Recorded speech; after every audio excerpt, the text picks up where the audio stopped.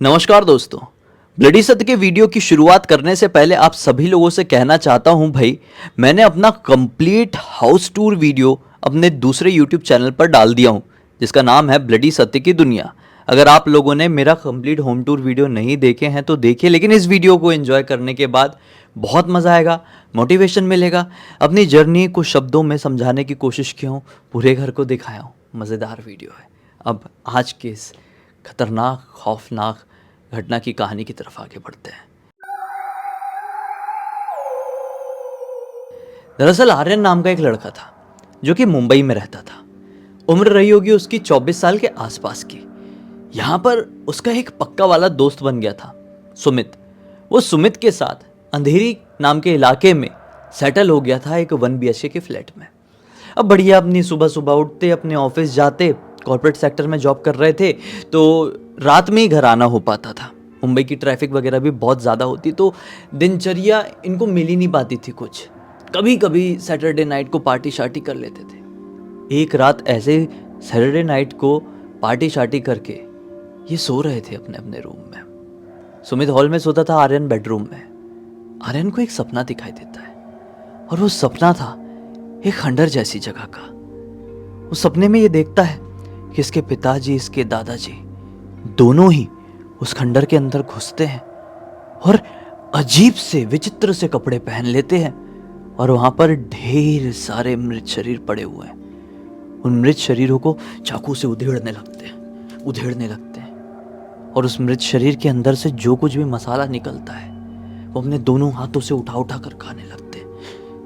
ये बड़ा विभत्स कर देने वाला सपना था, बहुत ज्यादा डरा देने वाला। वो एकदम डर कर उठता है, पसीना पसीना, बोलता है शिट, ये किस तरह का सपना था। और इसको जब ये सपना आया था, वो दिन था इसके जन्मदिन का। मतलब आज संडे को इसका 25वां जन्मदिन लगने वाला था। लेकिन इसके जन्मदिन लगते से इसको ये कैसा सपना दिखाई दिया है। खैर, इसने इस चीज़ को इग्नोर किया, दिन भर अपनी पार्टी शार्टी किया, अपने दोस्तों के साथ घूमा फिरा। संडे का दिन था, कोई टेंशन वाली बात नहीं थी। लेकिन रात को फिर से वही खंडर इसको सपने में दिखाई दिया। इसके पापा और दादा दोनों की मृत्यु हो चुकी थी। सपने में फिर से इसने देखा कि मेरे पापा और दादा उसी खंडर जैसी दिखने वाली जगह में घुसते हैं, एक कमरे के अंदर जाते हैं, उस कमरे के अंदर मौजूद विचित्र से कपड़े पहनते हैं, बाहर निकलते हैं, ढेर सारे मृत शरीर पड़े रहते हैं, चाकू से उनके पूरे शरीरों को उधेड़ देते हैं, अंदर का मसाला निकलता है, फिर खा लेते हैं। यार ये कैसा है, ये सब कुछ क्या देख रहा हूं मैं। तीसरी रात भी वही, चौथी रात भी वही, 5वीं रात भी वही। बड़ा परेशान सा रहने लगा। अपनी ऑफिस की एक महिला मित्र से ये बात डिस्कस करता है। उसकी ये फ्रेंड उसको बताती है कि यार देखो, मेरी मम्मी मुझे बचपन में बताया करती थी, ऐसे कोई बुरे सपने दिखाई दे तो अपने बिस्तर के नीचे पानी रख के सोया करो। अगर तुम बेड में सोते हो, नीचे कुछ रखने की जगह तो पानी रखो किसी ग्लास में या किसी जग में, ये चीज़ कंट्रोल होगी। और अगर फिर भी कंट्रोल ना हो तो अपनी तकिया के नीचे कोई लोहे की चीज़ रखो। बोला ठीक है, मैं करके देखता हूँ। उसने रखना शुरू किया। उसको लिटरली वो सपना नहीं आया 7 रातों तक।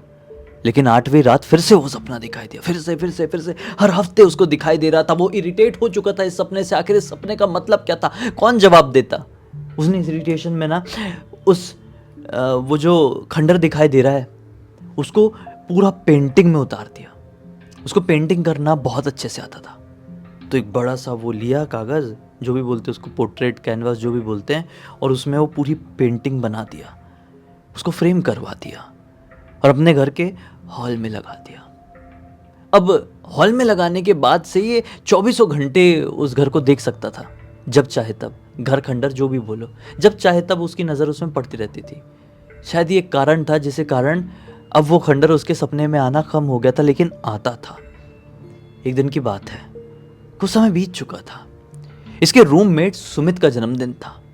सुमित ने ये जन्मदिन की पार्टी अपने ही इसी फ्लैट पे दी है।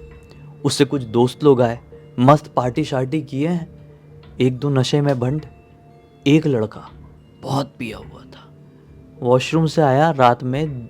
जब से वो आया हुआ उसका ध्यान नहीं गया उस पेंटिंग में, लेकिन वो वॉशरूम से आया, सोने के लिए बेड में जा रहा था तो उस पेंटिंग को देख के रुक गया। बोलता सुमित, ये पेंटिंग किसने बनाया यार। सुमित बोलता अच्छी है ना, मेरे रूममेट ने बनाया। बोलता नहीं, अच्छी है बुरी है ये नहीं पूछना चाह रहा हूँ, ये जो जगह है इस जगह को मैं जानता हूँ। ये बात सुन के सुमित शॉक्ड हो गया। सुमित ने बोला क्या बात कर रहा है भाई तू, एक मिनट रुक, आर्यन आना भला। आर्यन अंदर से आया बाहर। यार ये मेरा फ्रेंड कह रहा है कि ये इस जगह को जानता है। सुमित को मालूम था कि आर्यन इस जगह को कई बार सपने में देखा है, सपने से परेशान भी हुआ है। तो आर्यन बोलता है कि भाई तू नशे में तो नहीं बोल रहा है ना, सही सही बता, क्योंकि मैं बहुत सीरियस हूँ, ये जगह मुझे बहुत डराती है। बोलता है क्यों नहीं पहचानूंगा यार, मेरे ही गांव का ये एक बहुत फेमस खंडर है। बोले तेरे गांव का? बोले हाँ मेरे गांव का। बोला ले चलेगा क्या मुझे, मैं जाना चाहता हूँ।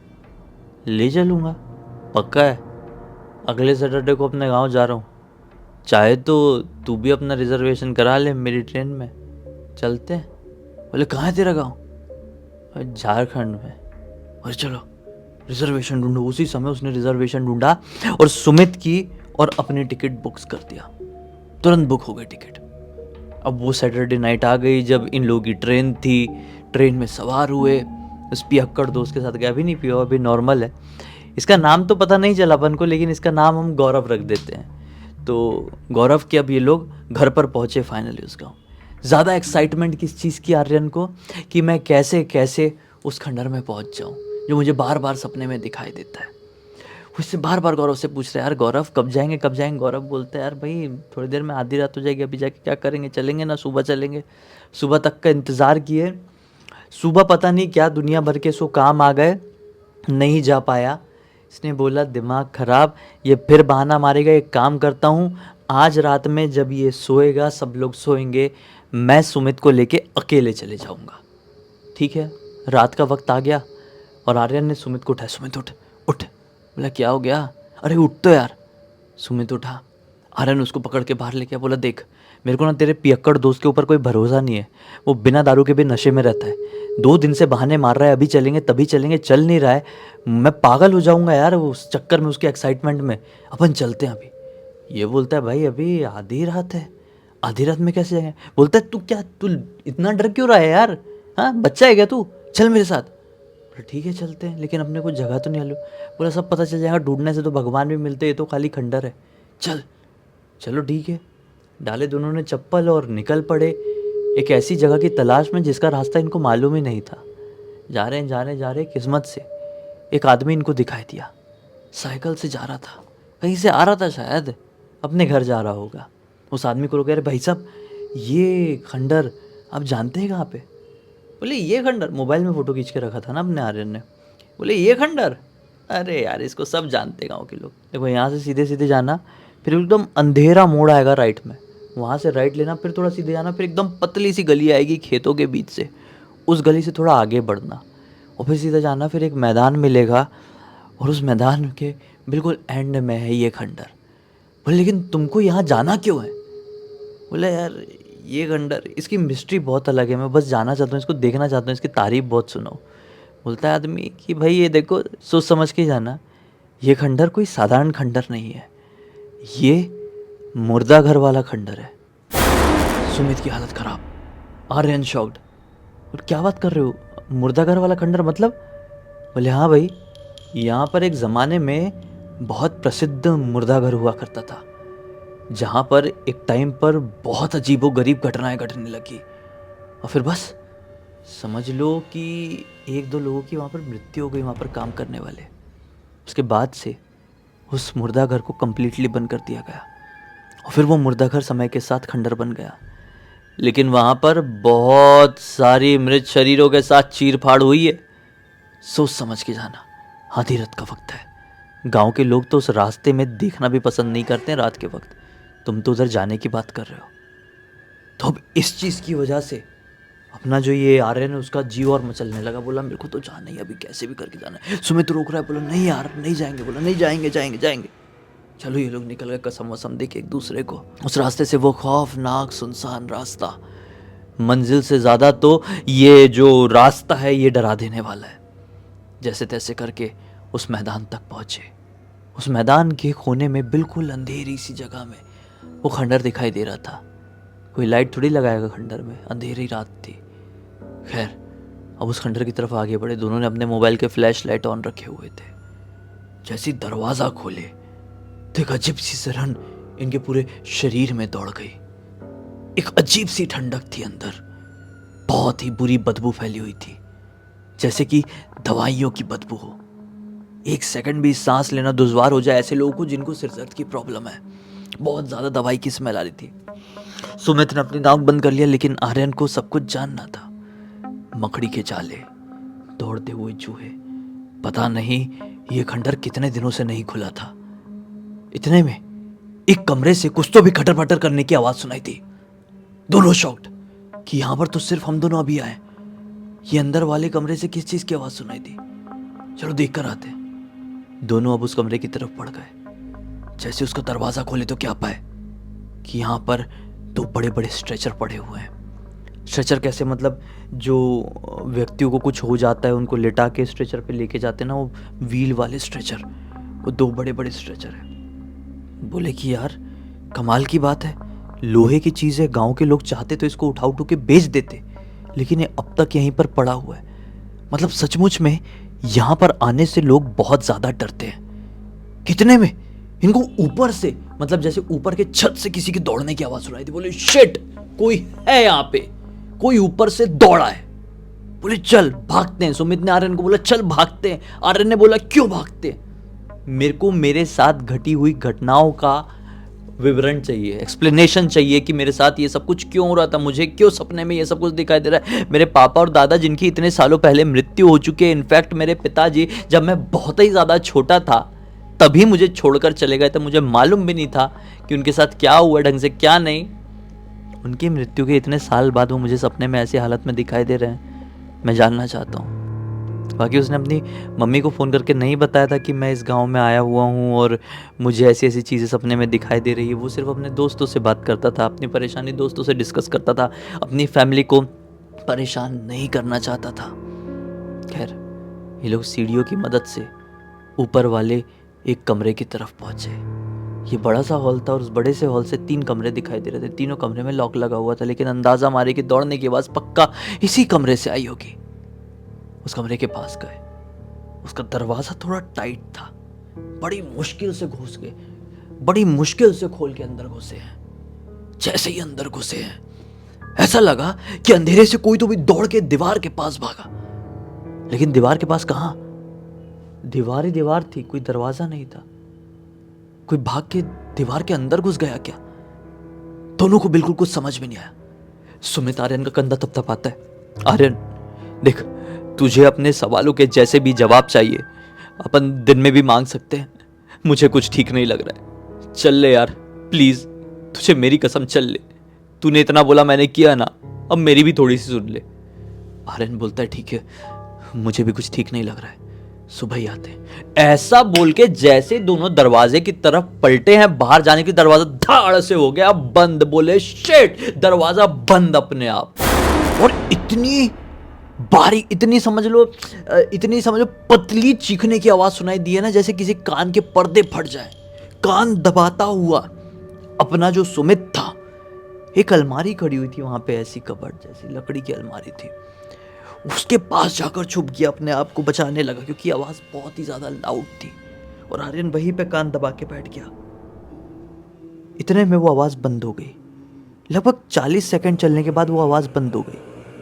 जैसे ही उसने कान से हाथ हटाए कि फट से किसी ने हवा नहीं समझ लो आर्यन का गला पकड़ा और दरवाजे में टिका के हवा में ऊपर उठा दिया। आर्यन की आंखें लाल हो गई। आर्यन छुड़ाने की कोशिश कर रहा है हवा से कि आर्यन को कान में कोई आवाज सुनाई दी। वो आवाज थी कि तेरे कारण ये सब कुछ हुआ था, अब तुझे भी हमारे साथ चलना होगा। आर्यन बोल रहा है क्या हुआ था मेरे कारण और मुझे कहाँ चलना होगा, छोड़ दो मुझे। और फिर से बहुत जोर की इस बार चिल्लाने की आवाज सुनाई दी है कि आर्यन और ऊपर उठ गया। लिटरली छत से उसका सिर बहुत जोर का टकराया है कि इतने में सुमित को दिखाई दी एक खिड़की।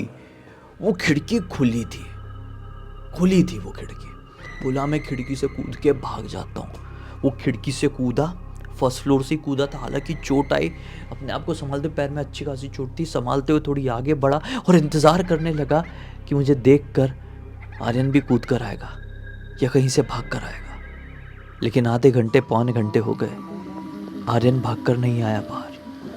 कुछ समय बाद अंदर से हबड़ा तबड़ी की आवाज़ भी बंद हो गई, पूरी तरह की शांति। और अब सुमित बहुत ज़्यादा डर गया।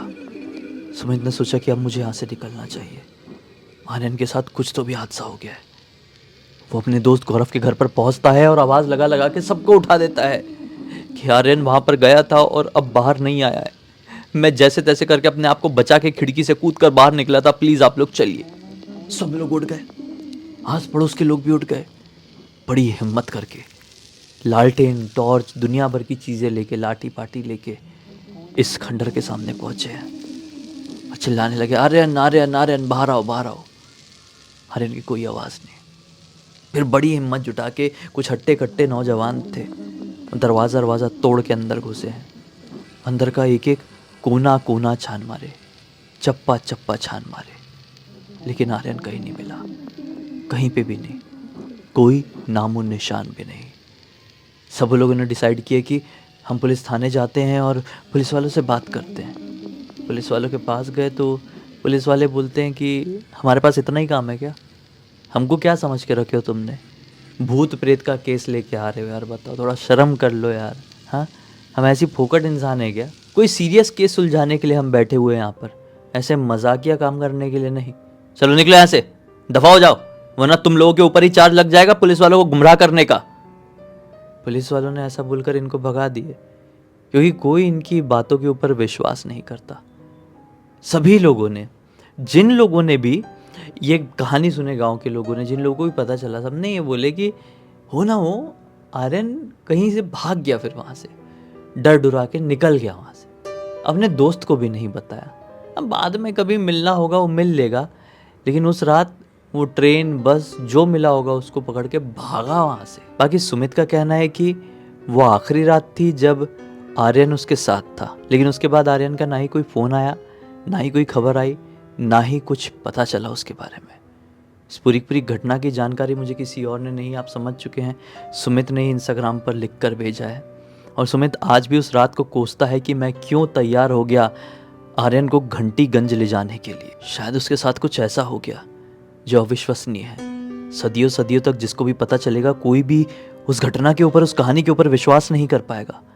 शायद आत्माओं ने आर्यन को अपनी दुनिया में कैद करके रख ली। और ऐसा केवल ये केस नहीं है, ऐसे कई सारे पैरेलल यूनिवर्स के केस आए हैं जहाँ पर इंसान यहाँ से गायब होके कहीं और टेलीपोर्ट हो जाता है और फिर वहाँ से भी गायब, फिर यहाँ आ जाता है। कई सारे ऐसे कांड हुए हैं, लेकिन आर्यन अब तक वापस नहीं आ पाया। शायद आगे चल के आ जाए। खैर, अब इसी एक नोट के साथ इस कहानी का अंत करते हैं। अब तक इस वीडियो को देख लिए तो लाइक ज़रूर कर देना, चैनल को सब्सक्राइब करके बेल आइकन दबा के ऑल के ऑप्शन में क्लिक करना, क्योंकि इसी तरह के हैरान कर देने वाले खौफनाक वीडियोस डेली आप लोगों के सामने लेके आते रहते हैं। इंस्टाग्राम की लिंक इस वीडियो के डिस्क्रिप्शन बॉक्स में मिल जाए, क्लिक करके डायरेक्टली वहाँ पर पहुँच जाना। और इसी तरह की कोई भी कहानी, टॉपिक या जानकारी आप लोग के पास भी है तो लिख भेजना, हो सकता है हमारा अगला वीडियो कल आपके हिसाब से ही बन रहा हो। तो चलिए कल फिर से मिलते हैं, तब तक के लिए बहुत बहुत धन्यवाद। आपका दिन शुभ हो।